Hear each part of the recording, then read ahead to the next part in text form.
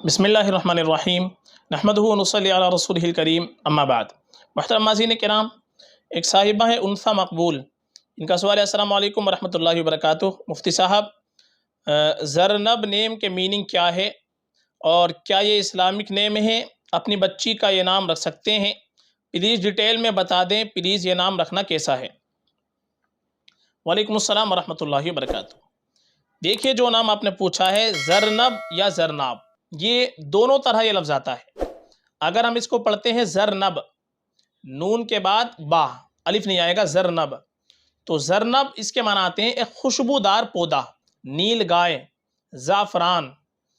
तो उम्मे ज़रा वाली हदीस के अंदर आता है वर्रीहु रीहु ज़रनब, कि खुशबू, ज़रनब की खुशबू बेहतर उम्दा खुशबू होती है। तो इसके बहुत से माने आते हैं। तो ज़रनब के माना तमाम के तमाम बड़े बेहतरीन आते हैं, खुशबूदार पौधा। इसी तरह नील गाय और ज़ाफ़रान के माने इसके आते हैं। तो ज़रनब नाम ये भी रख सकते हैं, माना के अतबार से ये भी अच्छा नाम है, इसमें भी कोई ख़राबी नहीं है। और अगर हम इसको पढ़ते हैं ज़रनाब, नून के बाद अलिफ के साथ में, तो ज़रनाब इसके मानाते हैं खालिस सोना, आफ़ताब, किनायतन इसके मानाते हैं आफ़ताब के।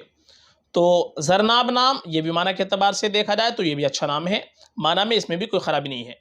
तो ज़रनब या ज़रनाब, आप दोनों में से किसी भी तरह ये नाम रख सकती हैं। नाम बेहतरीन है, माना के अतबार से नाम खूबसूरत है, और बेहतर हमारे लिए है और ज़्यादा कि हम अपनी बच्ची का नाम रखें तो सहाबियात के नामों पर नाम रख लें, अज़वाज मुताहरात के नामों पर नाम रख लें, जो नेक ख़ातिन गुजरी हैं उनके नामों पर नाम रख लें। ये और बेहतर है और बाइस बरकत होता है।